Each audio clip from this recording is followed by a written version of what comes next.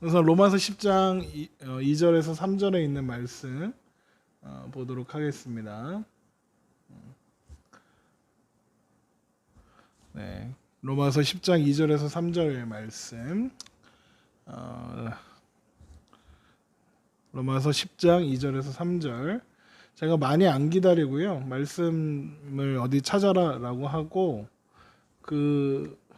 말하고 나서 이제 한 10초 15초 기다렸다가 할게요. 예.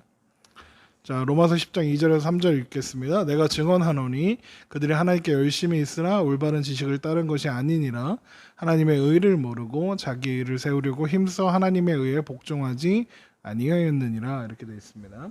여기 보면 하나님께 열심히 있다고 했어요. 그렇죠? 하나님께 열심히 있고, 그리고 잠시만요. 이거를 좀 더 잘 보이게. 네, 하나님께 열심히 있죠. 하나님께 열심히 있어요. 그러니까 사탄이나 어떤 세상이나 뭐 좋지 않은, 바람직하지 않은 그런 곳에 열심히 있는 게 아니라 하나님께 열심히 있었어요. 그런데 어떻게 돼 있다고 그랬죠? 그런데 지식을 따른 게 아니라 자기의 지식을 따르지 않고 자기의 의를 세우려고 했대요. 그랬더니 어떻게 되죠? 하나님의 의를 힘써 복종하지 않는 셈이 되고 말았다는 거죠. 그러니까 이건 오늘날의 교회와 기독교에 적용해 볼 수 있죠. 교회 안에도 하나님께 열심히 있으나 지식을 따르지 않는 사람들이 얼마든지 있을 수 있어요. 기독교 안에도 그런 사람들이 얼마든지 있죠. 최근에 기독교의 행태들을 보면 그런 모습들을 많이 볼 수 있습니다. 하나님의 뜻과는 상관없네. 말씀과는 상관없이 자기들의 생각, 자기들의 주장이 하나님 뜻인 것처럼, 그리고 또 말씀인 것처럼 주장하는 사람들이 얼마나 많은지 몰라요. 그러니까 우리가 그런 것들을 좀 생각해 봐야 합니다. 이런 거죠. 뭐 컴퓨터 학원, 우리 여기 옆에 거성 학원도 있고 막 그런데 컴퓨터 학원을 다녔는데, 그래서 거기에도 좋은 친구도 사귀고 좋은 선생님도 만나고 뭐 거기서 장학금도 주고, 그리고 학원이 너무 좋아요. 그래서 학원을 열심히 다녔죠. 그런데 컴퓨터는 하나도 못해. 자격증 하나도 못 땄어. 그러면 학원을 다닐 이유가 없는 거죠. 그러니까 마찬가지로 교회도 그럴 수 있어요. 그냥 열심히 다녀요. 사람이 좋아서, 목사님이 좋아서, 교회 시설이 좋아서, 교회 프로그램이 좋아서, 또 교회에서 장학금을 줘서 뭐 여러 가지 이유로 교회를 다닐 수 있죠. 그런데 그게 전부면 자기 의를 세우려고 하나님의 의를 힘써 따르지 복종하지 않는 결과를 낳을 수도 있는 거죠. 그러니까 왜 우리나라에 그런 신앙이 유독 강하냐 하면, 우리나라 고사의 속담에 지성이면 감천이라 해서 정성을 들이면 있잖아요. 뭐 정성을 다하면 하늘이 뭐 감동해서 그걸 들어준다. 뭐 이런 거 간절히 바라면 이루어진다. 긍정적으로 생각하자. 간절히 바라는 건 이루어진다. 꿈은 이루어진다. 막 이러면서. 그런데 그런 것들은 복음이 아닌 거예요. 왜? 열심히 한다고 되는 게 아니고 내가 무언가 해야 되는 게 아니라는 건 우리가 그것을 계속 배우고 있죠. 그래서 올바른 지식을 따르지 않으니까 열심만 있죠. 그러니까 열심히 할 수 있어요. 하나님의 뜻을 따르지 않으면서 열심히만 하는 거죠. 그럼 어떻게 되겠습니까? 망하는 거죠. 왜요? 하나님의 의를 따르는 것이 아니라 자기 의를 세우려고 했으니까요. 자, 이번 과에서 배워야 하는 3가지 내용이 있습니다. 첫 번째는 우리 거기 교재에 보면 위에 그 제목 밑에 이제 인간은 누구나 다 죄인이다 이렇게 돼 있는 부분 있죠. 그 부분을 한번 같이 읽겠습니다. 인간은 누구나 죄인이다. 인간이 어떻게 하나님 앞에서 의롭다고 인정받아 영생에 들어갈 수 있겠는가? 이것은 신앙인들에게 가장 큰 관심사가 아닐 수 없다. 바울은 로마서와 갈라디아서를 통해 칭의의 교리를 설명하고 있으며 마틴 루터의 구원의 경험, 즉 칭의의 체험이 개혁운동과 개신교를 낳게 했다고 볼 수 있다. 칭의의 경험이 없는 사람은 진정한 그리스도인이라 할 수 없고 교회를 다니고 있다 해도 피상적인 신자일 뿐이다. 본 강의에서는 성경에서 닥치고 있는 칭의에 대해서 로마서 10장 2절 3절의 말씀을 근거로 강의된다 이렇게 돼 있죠. 보면 여기서 배워야 하는 게 세 가지 있는데 첫 번째는 하나님의 의가 뭔지. 글씨가 보이나요? 글씨가 보일지 모르겠네. 이게 아마 핸드폰으로 보면 글씨가 잘 안 보이실 거고요. 뭐죠? 핸드폰으로 보면 잘 안 보이실 거고 이게 아무튼 컴퓨터로 보세요. 두 번째는 그러면 자기의가 뭔지 알아야겠죠. 자기의를 안 따르려면 그리고 올바른 지식이 무엇인지도 배워야 하겠습니다. 그러니까 의가 하나님의 의가 있고 자기의가 있다는 거예요. 그러니까 자기의는 뭐냐면 열심으로 증명하려는 거예요. 내가 무언가 해서 열심히 해서 이렇게 해서 인정받고 증명하려는 거죠. 내가 자격이 있다. 내가 구원받기에 합당하다. 이런 것들을 채우려고 하는 게 자기의예요. 내가 뭔가 해서 구원을 받겠다는 생각, 내가 뭔가 해서 인정받겠다는 생각. 그러니까 왜냐하면 이게 세상의 원리라서 그렇죠.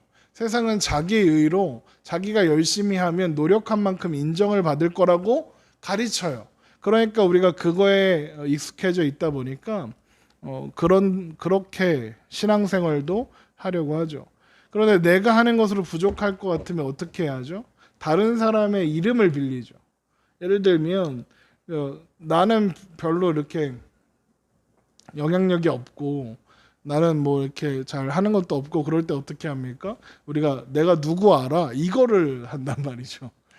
내가 유명한 사람 알아? 내가 국회의원 알아? 내가 그 목사님 알아? 내가 그 사람 알아? 그래서 제가 페이스북 같은 거를 보면 SNS를 하다 보면 그런 사람들 많아요. 이게 그 사람이 올리는 일상들의 글들을 보면 다 그런 거예요. 내가 누구를 만났습니다. 누구를 만났습니다. 아 드디어 만났네요. 막 이런 분들. 그런데 그런 분들이 누구냐 하면 SNS 상에서 여러 가지 사역으로 인정받고 또 약간 칭찬도 받고 주목받고 있는 사역자들을 만났다는 어떤 그런 기록들을 SNS에 올리는 사람들이 있어요. 물론 그게 뭐 다 나쁘다 이런 뜻이 아니라 만나야죠. 좋은 분들 만나서 배우고 해야 하지만 그 만나는 것 자체 그리고 내가 이 사람을 안다 이거를 말하는 것 자체가 목적인 것처럼 보이는 사람들도 있더라는 거죠. 그렇다 보면 그렇게 하다 보면 어떻게 되겠어요? 그러니까 마치 내 실력과는 상관없이 그 사람의 실력이 내 실력인 것처럼 착각하게 될 거 아니에요? 그러니까 그런 문제가 있는 거죠. 그래서 근데 이게 기독교 안에서도 그대로 투영될 수 있어요. 기독교에서는 어떻게 되죠? 내가 무슨 교회 다녀. 그걸로 퉁치려고 하는 거죠. 내가 하늘소리 교회 다녀. 하늘소리 교회 다닌다고 해서 뭐 신앙적인 우월감을 가질 만한 것은 없지만 예를 들면 내가 하늘소리 교회 다녀. 우리 교회 말씀해 달라. 내 입으로 말하니까 되게 부끄럽네요. 우리 교회 말씀해 달라. 우리 교회는 성도의 질이 달라. 막 이러면서 마치 그 실력이 내 실력인 것처럼 하고 싶단 말이죠. 그러니까 가톨릭 같은 경우도 그거를 대놓고 하는 게 뭐예요? 대부라든가. 대부가 뭐냐면 이제 세례를 받을 때 이렇게 신앙의 아버지 해서 이 사람을 신앙적으로 이끌어주는 사람을 세우거든요. 대부라고 해서. 그건 뭐예요? 그 사람 신앙에 업어가겠다는 얘기죠. 또 세례명을 왜 줍니까? 그 세례명을 그냥 없는 사람 이름을 가져온 게 아니라 성경이나 역사 속에서 탁월한 신앙적인 인물의 이름을 가져와서 세례명으로 삼는단 말이죠. 그렇게 해서 어떤 효과를 얻을 수 있느냐? 그 사람의 신앙이 내 신앙이 되게 하는 뭐 그런 바람일 수는 있지만 그걸로 이게 약간 근데 그 사람들은 그거를 그냥 그렇게 되기를 원합니다라는 정도의 수준이 아니라 그 사람들의 공적을 내가 물려받는다고 생각하는 거죠. 그러니까 자기는 그거예요. 내 힘으로든 다른 사람의 힘으로든 내 스스로 나를 증명하려고 하는 거. 내 신앙이든 내 삶이든 증명하려고 하는 게 바로 자기의입니다. 그러면 올바른 지식이 뭘까요? 올바른 지식은 우리 빌립보서 3장 1절을 보세요. 빌립보서 3장 1절에서 9절에 있는 말씀 보겠습니다. 빌립보서 3장 1절에서 9절.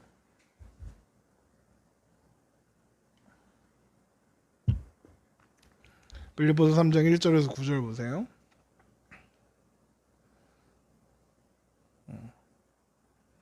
빌립보서 3장 1절에서 9절입니다. 제가 읽을게요. 같이 읽으세요. 끝으로 나의 형제들아 주 안에서 기뻐하라. 너에게 같은 말을 쓰는 것이 내게 수고로움이 없고 너에게는 안전하니라. 개들을 삼가고 행악하는 자들을 삼가고 몸을 상해하는 자 일을 삼가라. 너희의 성령으로 하나님의 성령으로 봉사하며 그리스도 예수로 자랑하고 육체를 신뢰하지 아니하는 우리가 곧 할례파라.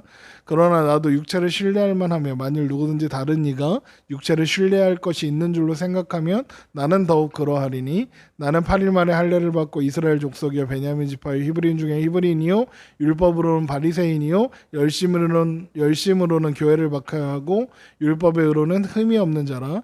그러나 무엇이든지 내게 유익하던 것이 내가 그리스도를 위하여 다 해로 여길 뿐더러 또한 모든 것을 해로 여김은 내 주 그리스도 예수를 아는 지식이 가장 고상하기 때문이라. 내가 그를 위하여 모든 것을 잃어버리고 배설물로 여김은 그리스도를 얻고 그 안에서 발견되려 함이니 내가 가진 의는 율법에서 난 것이 아니요 오직 그리스도를 믿음으로 말미암은 것이니 곧 믿음으로 하나님께로부터 난 의라. 이렇게 돼 있죠. 여기 몇 절이야? 1절에 2절에 보면 개들을 삼가고 몸을 상하게 하는 사람들을 삼가라 이렇게 돼 있잖아요.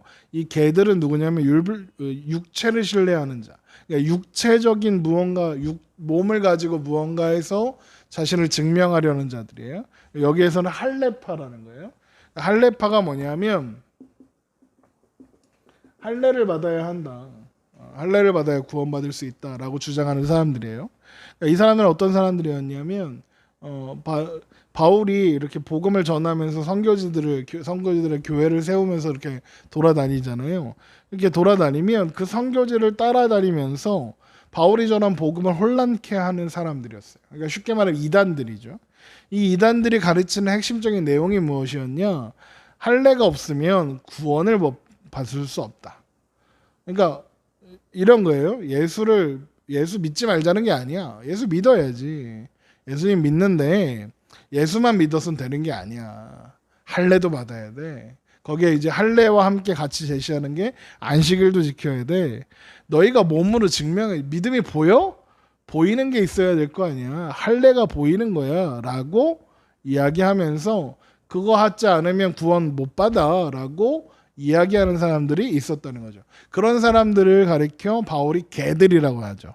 이게 성경에 개들 이렇게 돼 있으니까 되게 얌전한 건데 이게 우리가 흔히 쓰는 말로 하면 그거잖아요. 개 띵땡 그거잖아요. 욕인 거예요. 욕하는 거예요. 막 이렇게 하는 거죠. 그러면서 그 사람들이 뭘 자랑했느냐? 육체를 자랑하니까 나는 더 그래라고 하면서 뭐라고 하냐면 나는 5절에 보면 나는 8일 만에 할례를 받았어. 8일 만에라는 할례는 뭐냐면 그 8일째가 이렇게 아이가 태어난 지 8일째에 할례를 행하도록 하셨는데 8일째에 할례를 받으면 제일 좋은 게 뭐냐면 면역력이 좋고 그래서 잘 치료가 된다고 해요. 그래서 이제 8일째 받으면 제일 좋다고 합니다. 뭐 의학적으로 그렇다고 하는데 하나님이 그런 것까지 다 아시니까 그렇게 하신 거겠죠. 그런데 보세요. 뭐 이게 중요한 게 아니라 바울은 8일 만에 할례를 받았죠. 그뿐입니까? 이스라엘이죠. 이스라엘 백성이죠. 그러면서도 베냐민 지파예요. 베냐민 지파인 걸 왜 중요하냐면 유다 지파와 베냐민 지파를 제외한 북이스라엘의 지파들이었던 나머지 10지파들은 기본적으로 하나님을 배반한 지파라고 생각해요. 게다가 북이스라엘은 이제 그 사마리아인들이라고 불리게 되는데 왜 그렇게 불리면서 유대인들에게 멸시를 당하고 왜 그러죠? 그들이 혼혈이 되었기 때문에 그런 거죠. 그러니까 단일 민족 이런 거 사실 없는데 그들은 이제 더 그 외세의 침공에 의해서 그 피가 섞이고 막 이렇게 혼혈이 되니까 이 유대인들은 그러니까 유대인이라는 게 유다 지파라는 뜻인데 유다 지파와 베냐민 지파는 함께 남아서 남유다를 형성해서 살면서 좀 약간 그런 게 있었거든요. 그러니까 그런 우월감이 있는 거예요, 사람들이. 그러니까 그걸 이제 지적하는 거죠. 나 베냐민 지파야. 이렇게 내가 자격이 있다면 훨씬 있지라는 이야기하면서 히브리인 중에 히브리인이야. 그러니까 나는 순수 혈통이야. 나는 피도 한 방울 안 섞였어. 이렇게 중간에 한두 명 이렇게 다른 외국인이나 뭐 이렇게 다른 지파 사람이 있을 수도 있는데 없어. 나는 순수 혈통이야. 나 율법으로는 바리새인이었고 바리새파에 속하는 사람. 바리새인들이 얼마나 대단한 사람들이냐 나중에 설명할 기회가 있겠지만 바리새인들은 철저하게 율법을 지키고 철저하게 하나님의 말씀을 지키겠다고 하는 그거 지키려고 목숨까지 걸었던 사람들이란 말이죠. 그러니까 그거 지키겠다고 뭘 했냐? 교회를 박해했대요. 왜? 그들이 이단이니까 바울이 보기에 율법으로 봤을 때 나는 완벽해라고 바울이 스스로 이야기하는 거죠. 그런데 뭐라 그래요? 7절 그러나 무엇이든지 빌립보서 3장 7절 그러나 무엇이든지 내게 유익하던 것을 내가 그리스도를 위하여 다 해로 여긴대요. 해로 여기는 게 아니라 또한 모든 것을 해로 여김은 내 주 그리스도를 예수 아는 지식이 가장 고상하기 때문이라 내가 그를 위하여 모든 것을 잃어버리고 배설물로 여김은 그리스도를 얻고 그 안에서 발견되려 함이니. 이게 무슨 말이에요? 그러니까 그 모든 거 내가 자격 있다고 생각했고 내가 조건이라고 생각했던 거 다 해야. 나를 해가 뭐예요? 나를 결국에는 해치는 것들이 해잖아요. 그건 다 해로 여기고 또 그런 건 다 배설물로 여긴대요. 왜요? 그렇게 할 수 있는 이유가 뭐예요? 내주 그리스도 예수를 아는 지식이 가장 고상하기 때문이라 그러는 거죠. 그리스도를 아는 지식, 하나님을 아는 지식이 가장 중요하대요. 그러니까 무슨 말을 하는 거냐? 올바른 지식, 아까 우리 로마서 10장에서 그들이 올바른 지식을 따르지 않았다 할 때 이 올바른 지식이 뭐냐? 결국에는 그리스도를 아는 지식, 내주 그리스도를 아는 지식이 올바른 지식인 거죠. 그걸 뭐냐? 우리는 복음이라고 하는 거예요. 그러니까 버려야겠다. 잘 나오는 걸로 바꿀게요. 잘 나오죠? 그러니까 겉으로 아무리 대단한 신앙생활을 하고 직분도 있고 막 11조를 막 몇 천만 원씩 하고 막 세례도 받고 할례도 받고 막 이래도 제대로 된 지식 가운데 있는 것이 아니라면 그건 가짜라는 거예요. 그 이야기를 하는 겁니다. 사실 지금까지만 들어도 다 정리되는 거죠. 자, 그런데 이제 교재를 보겠습니다. 교재를 보시면 1번에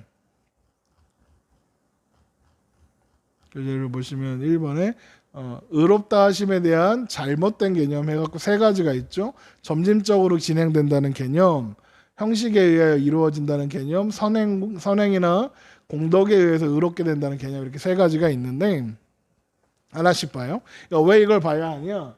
잘못된 의롭게 되는 잘못된 개념들을 정리하면 그런 것들을 이제 빼고 걸릴 수가 있으니까 알아봐야 합니다.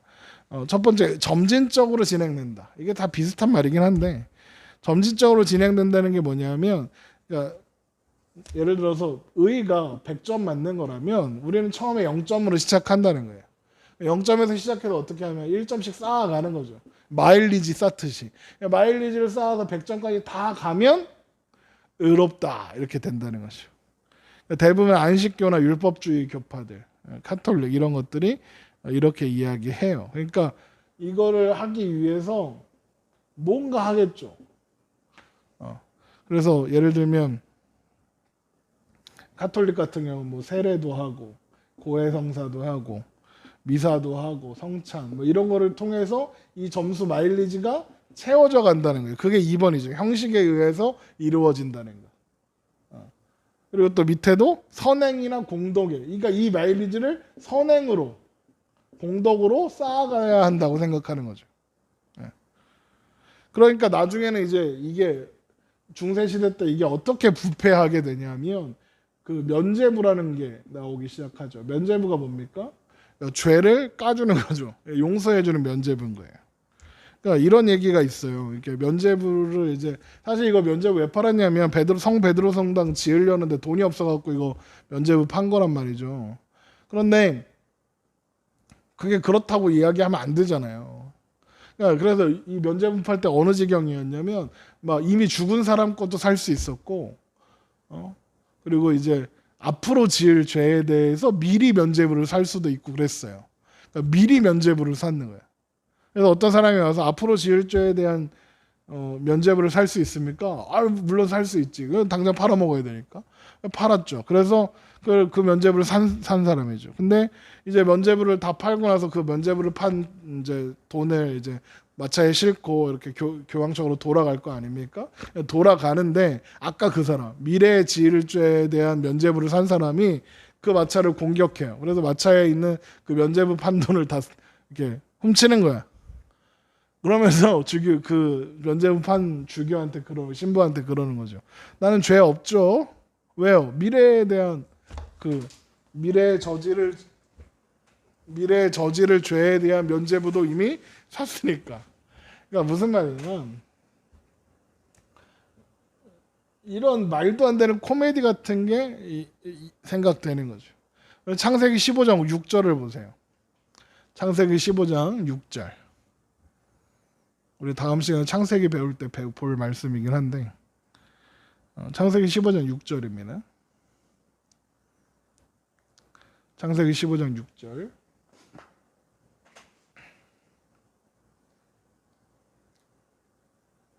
창세기 15장 6절입니다.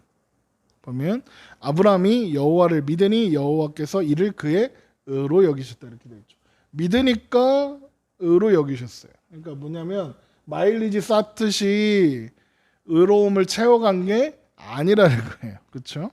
그러니까 형식에 대한 것도 아까 이야기했죠. 예. 그러니까 예배 드려야 되고 성만찬도 해야 되고 헌금도 해야 되고 신앙생활도 해야 하는데 그런 어떤 형식적인 것으로 의로워지는 거 이 마일리지 채워져 가는 게 아니에요.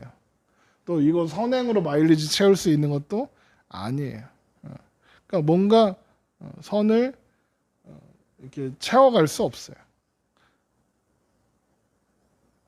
자, 그런데 여기 10번에 보면 그러면 아유 뭐 선을 행해서 의를 쌓을 수도 있는 거 아닙니까? 이렇게 주장하는 사람들도 있을 수 있잖아요.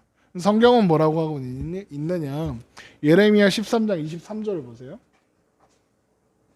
예레미야 13장 23절. 예레미야 13장 23절입니다.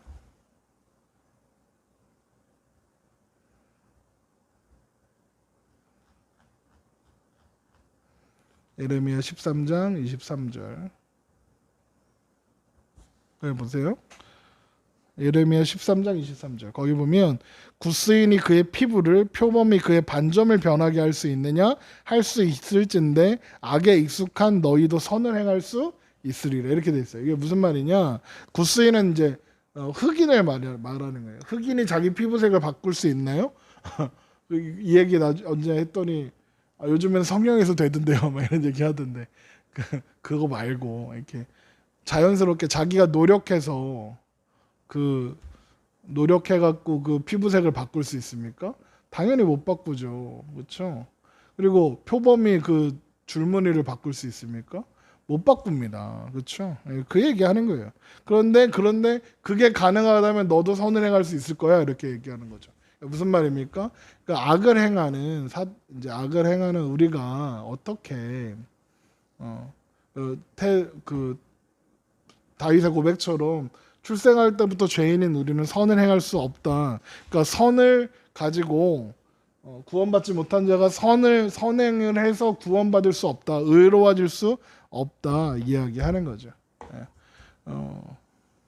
교재 또 보세요. 2번 자기의와 하나님의 의.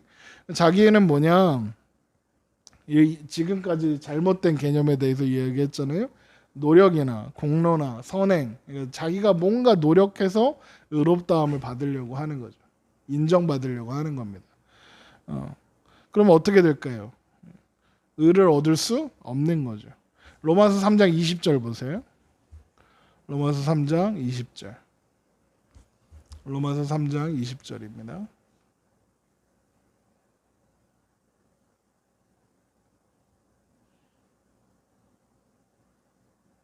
로마서 3장 20절. 그러므로 율법의 행위로 그 앞에 의롭다 하심을 얻을 육체가 없나니 율법으로는 죄를 깨달음이라. 이렇게 돼 있죠. 이게 율법의 역할이에요. 율법은 율법을 지켜서 구원받는 게 아니라 율법은 이게 죄라는 걸 분별하게 해주는 기능을 하는 거예요. 그런데 율법으로는 의롭다함을 받을 수 없어요. 율법으로는 구원을 못 받아요. 야고보서 2장 10절 보세요. 야고보서 2장 10절. 야고보서 2장 10절입니다.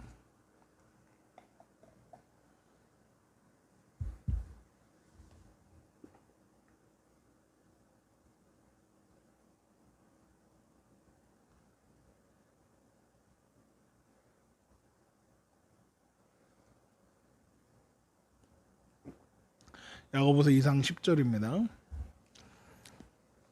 누구든지 온 율법을 지키다가 그 하나를 범하면 모두 범한 자가 된다. 이게 무슨 말씀이에요? 율법이 100개 있다 칩시다. 100개를 다 지켰어. 99개까지 다 지켰는데 마지막에 하나 어기면 망한다는 거예요. 왜? 불법은 100%다 지켜야 하는 거니까. 하나만 잘못 지켜도 어긴 게 된다는 거예요. 그러니까 우리는 율법을 지켜서 의로워질 수도 없고, 내가 무언가 잘해서 의로워질 수도 없고, 내가 선을 행해서 의로워질 수도 없다는 거죠. 그 이야기를 하는 거죠.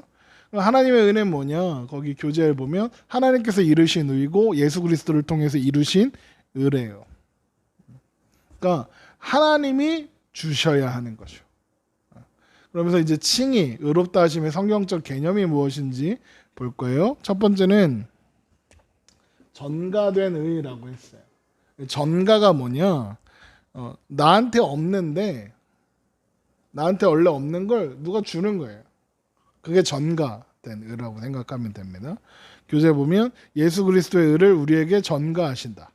의는 뭐냐면 100%에 순종할 때 가능하단 말이죠. 근데 아담이 타락한 이후로 100% 순종하는 사람은 없었어요. 그렇죠? 그러니까 아담의 타락은 하나님에 의해 100% 불순종한 거잖아요. 순종하지 않은 거죠. 그러면 이 100%의 불순종을 이기고 우리를 의롭게 만들려면 어떻게 해야 되냐? 우리가 100% 순종해야 되는 거죠. 하나님 앞에 100%의 순종이 있어야 하는 거죠. 그런데 우리는 육신이 연약하여 할 수 없어요. 100%의 순종의 의를 만들어낼 수 없고 100% 순종할 수 없고 100% 하나님의 말씀을 지킬 수 없어요. 그러니까 하나님께서 누구를 보내셨냐? 예수님을 보내시는 거죠. 하나님께서 예수님을 보내셔서 예수님으로 하여금 100% 순종의 의를 이루게 하시고 그로 말미암아 우리를 의롭다 하시는 거죠. 그래서 로마서 8장 3절 보세요. 로마서 8장 3절입니다. 율법이 육신으로 말미암아 연약하여 할 수 없는 그것을 하나님은 하시나니 곧 죄로 말미암아 자기 아들을 죄 있는 육신의 모양으로 보내어 육신의 죄를 정하셨다. 이렇게 돼 있죠. 그러니까 온전한 의를 이루시는 예수님을 보내셔서 이제 우리로 하여금 그 예수를 믿을 때에 내 죄가 예수님께 전가되고 그리고 예수님께서 대신 죽으셨고, 그러니까 여기 보면 육신의 죄를 정하셨다 이렇게 돼 있잖아요. 그러니까 예수님께서 내 죄를 위하여 죽으시는 거죠. 그리고 나서 고린도후서 5장 21절이죠. 고린도후서 5장 21절. 고린도후서 5장 21절. 고린도후서 5장 21절. 하나님이 죄를 알지도 못하신 이를 우리를 대신하여 죄로 삼으신 것은 우리로 하여금 그 안에서 하나님의 의가 되게 하려 하심이라. 그러니까 예수님의 십자가를 믿을 때에 우리의 죄는 예수님께 전가되고 예수님께서 이루신 그 의, 예수님께서 십자가에 예수님께서 하나님 앞에 거룩한 100%의 순종으로 이루신 의를 우리에게 전가되어서 그 의가 우리의 의가 되는 거예요. 그러니까 우리 안에 있는 죄, 우리 안에 무언가 있어서 우리 안에 있는 걸 막 변화시켜서 우리를 의롭다 해주시는 게 아니라 우리는 의롭지 않아요. 우리는 아무것도 없어요. 우리는 죄밖에 없었단 말이죠. 그 죄는 예수님이 가져가시고 예수님의 의를 우리에게 주시는 거예요. 그걸 전가된 의라고 하는 거죠. 그러니까 그래서 우리에게 있는 의는 내 의가 아니라 누구의 의예요? 예수님께서 예수님의 의를 우리에게 주셨으니까 바로 예수님의 의인 거죠. 그래서 로마서 5장 18절에 로마서 5장 18절입니다. 로마서 5장 18절 보세요. 로마서 5장 18절.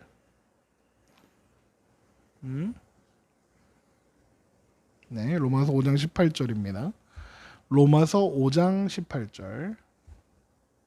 네, 읽겠습니다. 그런즉 한 범죄로 많은 사람이 정죄에 이른 것 같이 한 의로운 행위로 말미암아 많은 사람이 의롭다 하심을 받아 생명에 이르렀느니라. 한 사람이 순종하지 아니함으로 많은 사람이 죄인 된 것 같이 한 사람이 순종하심으로 많은 사람이 의인 되리라. 이렇게 되어 있습니다. 그러니까 이거를 표로 정리하면 이런 거예요. 아담은 죄를 저질렀죠. 몇 프로? 100% 죄를 저질렀죠. 그런데 예수님은요. 의를 이루셨죠. 몇 프로의? 100%의 의를 이루시는 거죠. 그래서 한 사람으로 말미암아 죄인 된 것 같이 한 사람으로 말미암아 의인이 되게 되었다라고 지금 성경은 이야기하고 있는 겁니다. 그러면서 두 번째는 뭐라고 했냐면 첫 번째는 이제 정가된 의라고 했고 두 번째는 뭡니까? 법정적 판결입니다. 이 로마서에 기록된 이 구원과 관련된 어떤 단어나 이 표현들은 당시 로마 법정에서 사용되던 언어가 많이 차용되어 있다고 해요. 특별히 로마서 8장은 더 많아요. 그러니까 법정에서 쓰는 법정 용어들이 있는 거죠. 로마서 8장 33절 한번 보세요. 로마서 8장 33절. 로마서 8장 33절입니다. 로마서 8장 33절. 네. 누가 능히 하나님께서 택하신 자들을 고발하리요 의롭다 하시는 이는 하나님이시니 누가 정죄하리요 죽으실 뿐 아니라 다시 살아나신 이는 그리스도 예수시니 그는 하나님 우편에 계신 자요 우리를 위하여 간구하시는 자신이라. 이렇게 돼 있죠. 법정 용어들이 나와 있어요. 이 재판장을 한번 이렇게 생각해 보세요. 재판장에 가면 누가 있죠? 우선 재판장 판사가 있겠죠. 또 누가 있죠? 일단 죄인이 있어야 될 거 아닙니까? 그럼 또 누가 있죠? 검사가 있죠. 검사가 있으면 변호사도 있어야죠. 그렇죠? 맞죠? 이렇게 보세요. 그래서 그러면 이거를 이제 성경에 대입해 보잖아요. 재판장은 누구실까요? 하나님이죠. 또 있네. 증인도 있어야지. 증인도. 그렇죠? 죄인은 나겠죠. 우리들. 그럼 검사는 누굴까요? 참소하는 자. 밤낮 참소하던 자 사탄. 요한계시록에 나오는 말씀. 참소가 뭐냐면 고소한다는 거예요. 고소. 누구한테? 하나님한테 우리를 고소하는 거예요. 저 죄인이에요. 쟤 죽여야 돼요. 막 이렇게. 그러니까 이 사탄이 우리를 하나님 앞에 고소해요. 얘 죄인입니다. 얘는 사형입니다. 막 이렇게 하는 거죠. 그때 누가 변호를 합니까? 변호사는 누구실까요? 예수님이시죠. 예수님께서 뭐라고 변호하실까요? 내가 이 사람을 위하여 죽었습니다. 그러니까 아까 우리 로마서 8장 34절에 누가 정죄하리요? 죽으실 뿐 아니라 다시 살아나시는 그리스도 예수시니 그는 하나님 우편에 계신 자여 우리를 위하여 간구하는 자니라. 간구, 우리를 위하여 변호하는 자죠. 옆에서 간구한다. 이게 파라클레토스. 헬라어 파라클레토스라는 단어인데 이게 우리나라 성경에 보혜사라고 번역돼요. 보혜사, 성령뿐만 아니라 예수님도 보혜사란 말이죠.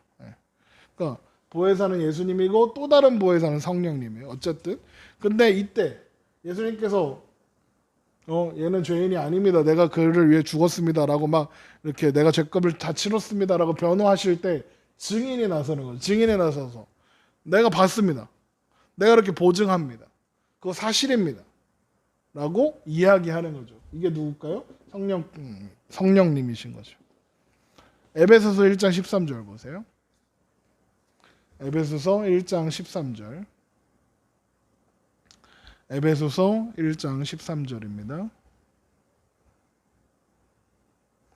에베소서 1장 13절. 에베소서 1장 13절입니다. 에베소서 1장 13절. 그 안에서 너희도 진리의 말씀 곧 너희의 구원의 복음을 듣고 그 안에서 또한 믿어 약속의 성령으로 인치심을 받았으니 이는 우리 기업의 보증이 되사. 성령님이 우리 보증되어 주시는 거죠. 그 얻으신 것을 속량하시고 그의 영광을 찬송하게 하려 하십니다. 바로 그 이야기를 하는 거죠. 그래서 우리 로마서 8장 29절에 로마서 8장 29절 보세요. 로마서 8장 29절.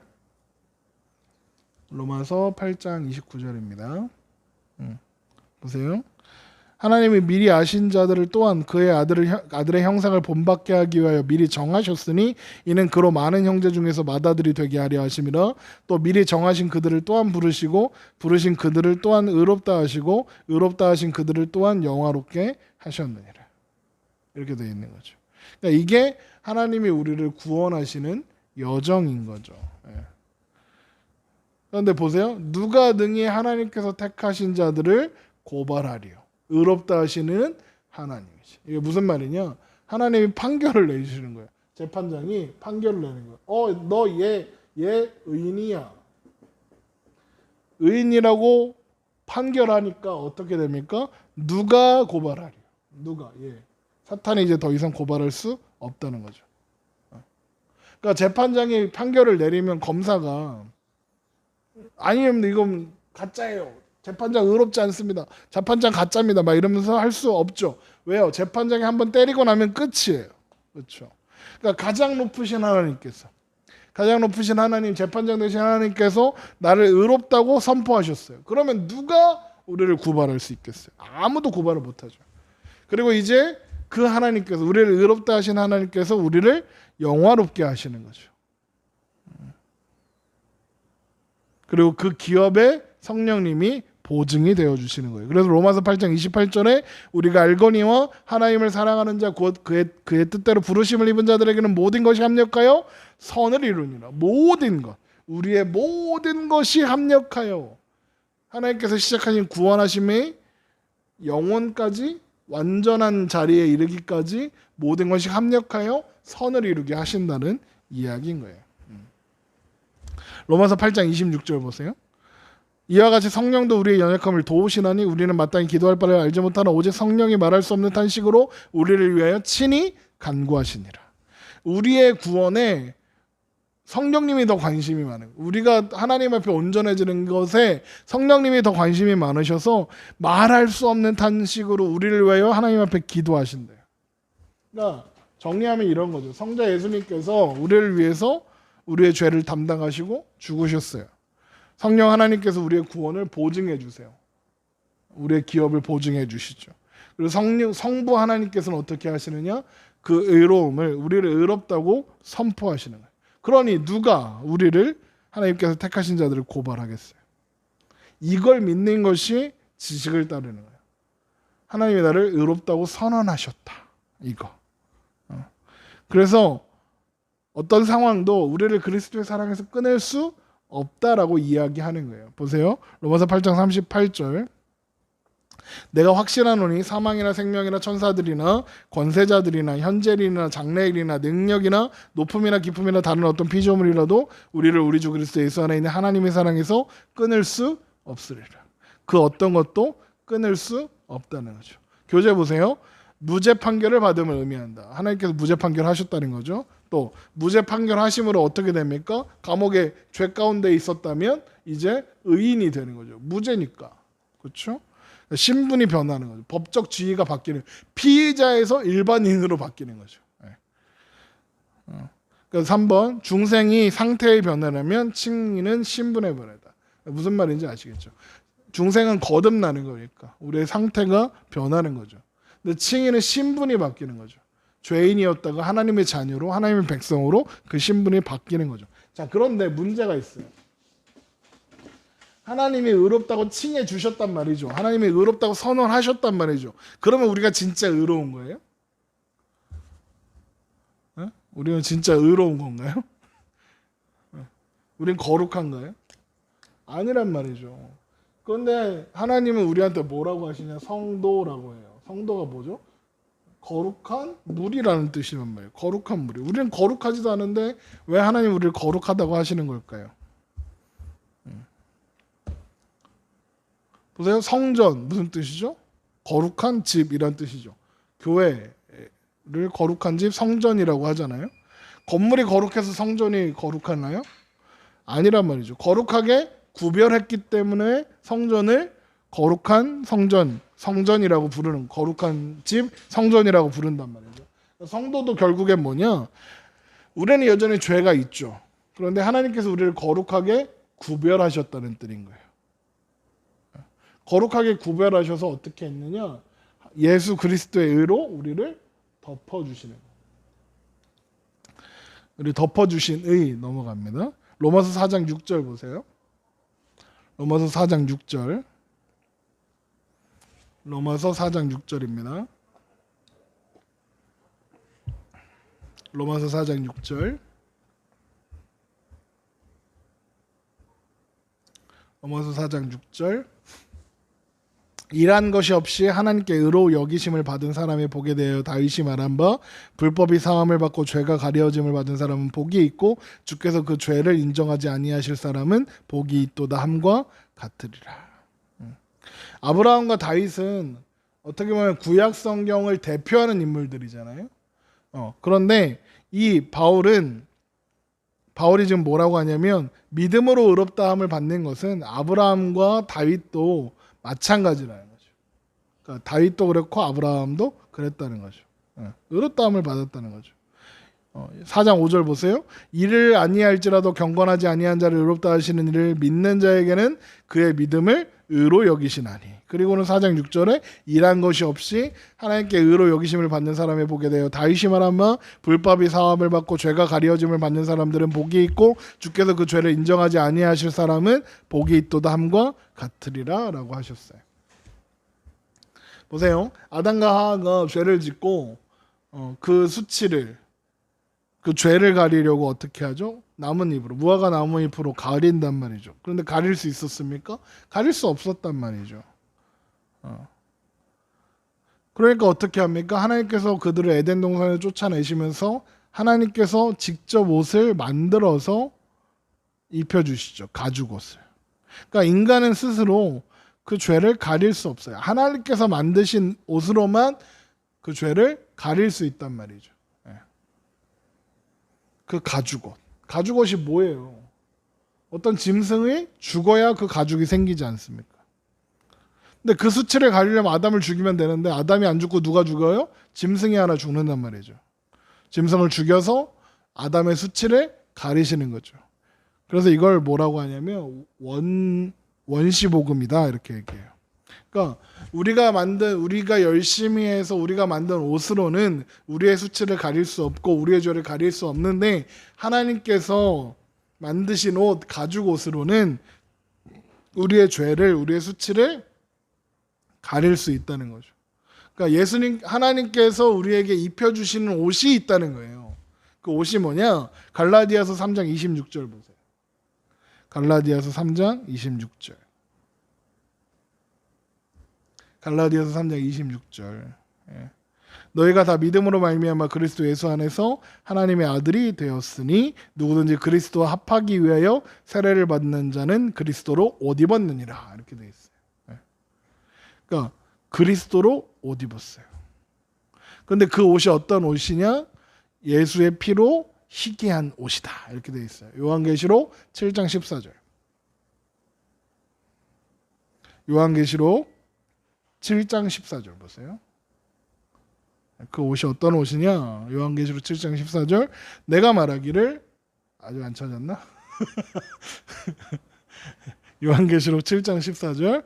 내가 말하기를 내 주여 당신이 아시나이다 하니 그가 나에게 이르시되 이는 큰 환난에서 나오는 자들인데 어린 양의 피에 그 옷을 씻어 희게 하였느니라. 이렇게 되어 있죠. 그러니까 예수님께서 의의 옷으로 우리를 덮어주시는 거예요. 그래서 이거 제가 예화로 뭐 드냐면 난지도 예화 많이 들어요. 난지도 성민이나 이렇게 청년들은 난지도가 잘 모를 수도 있는데 난지도 지금 그 서울 한강 쪽에 가면 난지도 캠핑장이라고 있거든요. 근데 그 난지도 옆에 보면 큰 산들이 많아요. 그 거기 되게 막 갈대숲으로 막 갈대공원, 하늘공원 막 해서 꾸며져 있거든요. 그런데 난지도가 어떤 곳이냐? 거기가 서울 경기권에서 나오는 쓰레기 매립장이었어요. 근데 지금은 난지도가 쓰레기 매립장이었던 거 아는 사람이 거의 없어요. 거의 없죠. 어른들은 기억하죠. 어른들은. 근데 제가 서울 살 때 난지도에 그렇게 가봤는데 거기가 쓰레기장인 줄 아무도 몰라요. 무슨 말이냐? 거기를 어떻게 했냐면 쓰레기 때문에 막 이렇게 산이 이렇게 쓰레기 산이 많았단 말이죠. 이 산들을 다 산으로 만든 거예요. 어떻게 했냐면 여기다가 뭔가 이렇게 덮어서 그리고 여기다가 흙 같은 거 막 덮고 막 처리를 하고 막 이렇게 정리를 한 다음에 여기에다 나무도 심고 갈대도 심고 공원도 만들고 막 이런 거예요. 그러면 이게 쓰레기 산을 덮어서 만든 산이니까 막 냄새도 나고 막 그래야 되는데 그런 냄새도 하나도 안 나요. 그런 느낌도 하나도 안 들어요. 이걸 보면서 지금 사람들은 저거 하늘공원이고 갈대숲공원이라고 하지 쓰레기장이라고 쓰레기산이라고 아무도 안 해요. 그러니까 그런데 마치 우리도 마찬가지예요. 우리는 죄인이잖아요. 우리가 하나님이 의롭다고 칭해 주셔도 우리가 어떻게 깨끗해져요? 안 깨끗해져요. 그런데 왜 우리는 깨끗하고 주장하느냐? 예수님께서 그 의의 옷으로 우리를 덮어주시는 거죠. 덮어주시니까 뭐만 보여요? 예수님의 의의 옷만 보이는 거죠. 그러니까 우리를 의롭다 하시는 거죠. 그러니까 거기 교재에 보면 그리스도의 의로 가리워 주심을 의미한다. 죄를 인정하지 않으신다. 그러니까 법적적 판결과 연결되는 거죠. 그러니까 우리가 하나님께서 우리를 의롭다 선언하심으로 말미암아. 그러니까 이게 뭐 순서적으로 일어나는 건 아니지만 하나님께서 재판장 되신 하나님께서 우리를 법정적으로 너는 죄인이 아니다, 너는 의인이다 선언하실 때 예수 그리스도께서 그 예수님의 옷으로 예수 그리스도의 피에 씻어 희게 한 옷으로 우리를 덮어주사 이제 더 이상 우리가 죄인인 것이 하나님 보시기에 죄인이 아니게 덮어주시는 거죠. 그러니까 우리가 의로워질 수 있는 이유가 뭐예요? 예수 그리스도의 의 때문인 거죠. 그 의로운 옷으로 우리를 덮어주신 거죠. 그 의가 우리에게 전가되신 것 때문이죠. 하나님께서 우리를 무죄하다고 판결하셨기 때문이죠. 이게 아까 빌립보서에서 말했던 바울이 가장 고상한 지식이다라고 이야기했던 예수 그리스도를 아는 지식인 거예요. 이게 올바른 지식인 거예요. 로마서 10장이 말하는 하나님의 의를 받는 방법, 하나님의 의가 되는 방법인 거예요. 그러면 이제까지 쭉 살펴보면서 이 의롭다함을 받을 때 가장 필요한 게 뭐라고 했죠? 믿음이에요. 믿음. 믿는 거예요.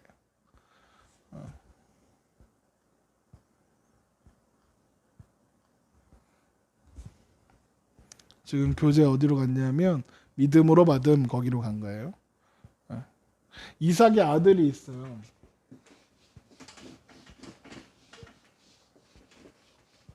이삭의 두 아들 누구죠? 이삭의 두 아들 에서와 야곱이죠. 에서와 야곱이 있단 말이죠. 근데 야곱은 둘째잖아요. 장자가 될 수 없어요. 장자가 되고 싶어서 막 하죠. 야곱의 축복받을 때 어떻게 합니까? 에서의 옷을 입고 에서처럼 꾸미고 이렇게 가서 하죠. 왜요? 왜 그렇게 했을까요? 자격이 없으니까요. 그래서 스스로 에서라고 하고 에서의 이름으로 축복을 받죠. 그러기 위해서 에서의 이름으로 에서처럼 옷을 입고 들어가죠. 우리도 마찬가지죠. 우리도 의롭다 칭함을 받을 자격이 없죠. 그런데 하나님 앞에서 누구의 이름으로 칭함을 받는 거예요? 예수님의 이름으로 의롭다 칭함을 받죠. 그래서 어떻게 합니까? 우리가 예수님의 옷을 입고 하나님 앞에 나가는 거죠. 그렇다고 에서는 예수님이고 야곱은 우리고 이 얘기하는 게 아니에요. 모형으로 주어졌을 뿐인 거죠. 그러니까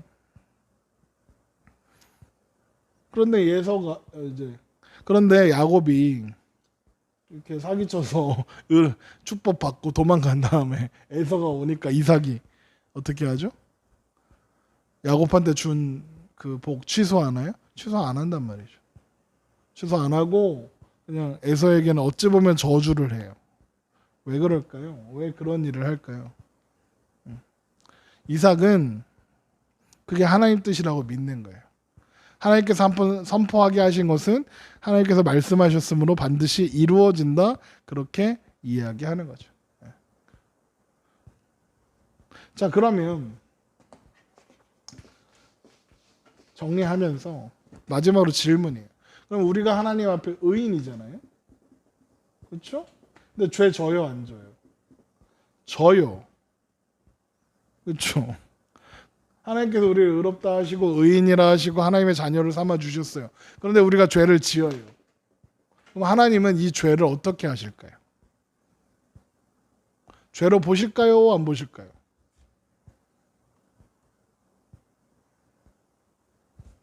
죄로 보실까요? 안 볼까요? 보시겠죠. 하나님은 죄를 용납하실 수 있는 분이 아니에요. 그런데 아까 우리가 계속 확인한 게 뭐죠? 죄를 짓는다고 의인인 것에서 취소하지 않으신다고요. 하나님의 자녀된 것에서 취소하지 않는다고요. 왜요? 하나님의 자녀니까요.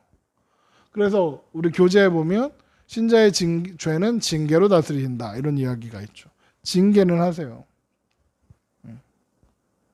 그러니까 뭐냐면 재판장의 아빠가 됐거든요.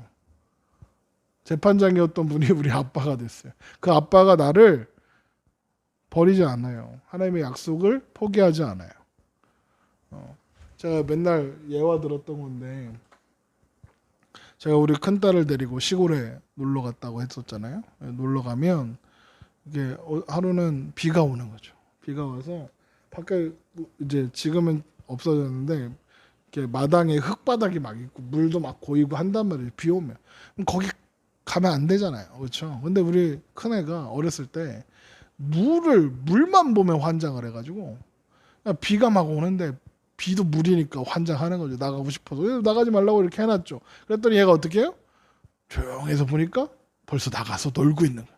어디서 흙탕물 있는데 거기 막 물 구덩이 된 데서 막 첨벙첨벙 하면서 노는 거야. 어떻게 해요? 야, 놈 새끼야 그러지 말라고 해서 엉덩이 한번 치고 이렇게 데려와서 목욕시키고 옷 갈아입혀 놓겠죠. 못 들어 말려놓고 그리고 말하겠죠. 너 다시는 나가면 안 돼. 이야기할 거 아니에요. 그래서 이제 다시는 안 나갈 줄 알고 이렇게 보고 있는데 그러다 이제 뭐 잠깐 다른 거 하는 사이에 애가 또 조용해. 보니까 애가 없어. 어디 있어요? 밖에 나가 있는 거지. 그래갖고 다시 또 얘놈 자식이 이렇게 그러면 하지 말라고 그랬잖아 막 이렇게 해갖고 애를 데려와갖고 씻겨갖고 이렇게 말려갖고 옷 갈아입혀갖고 딱 놨어. 그러면서 또 얘기해. 광고 너 나가면 진짜 혼나? 막 이렇게 하는 거죠. 근데 또 나가. 그럼 어떻게 해요? 갖다 버려요? 고안 갖다 줘요? 안 그러잖아요. 못 그런다고요. 그럴 수 없다고요. 왜요? 내 새끼니까요. 남의 자식이면 내비두겠죠. 아니 막말로 남의 자식이 이렇게 남의 새끼가 이렇게 막 오토바이 타고 다닌다고 오토바이 타면 위험한데라고 하지만 그거 뜯어 말리러 가진 않잖아요. 내 새끼라 뜯어 말리러 가는 거지. 내 새끼라 포기하지 않고 고치려고 하는 거예요. 그게 뭐예요? 징계라는 거예요. 징계. 이건 이제 나중에 또 더 자세히 살펴볼 때가 있으니까요. 그래서 뭐가 필요하느냐? 회개가 필요한 거예요. 그래서 나중에 회개란 나와요. 그래서 지금 보면 이제 정리하면 의롭다함을 받는 방법 정리했죠. 믿음으로 의롭다함을 받는데 그 믿음으로 의롭다함을 받는 것은 예수님의 의가 우리에게 전가된 것이다. 하나님께서 우리를 그렇다고 선언해 주신 것이다. 그리고 세 번째 예수님의 의의 옷으로 예수님을 덮어주신 것이다 라고 하면서 그건 뭐가 필요하다? 믿음이 필요하다라고 이야기했죠. 그래서 다음 시간에는 믿음이 무엇인지 배울 거고요.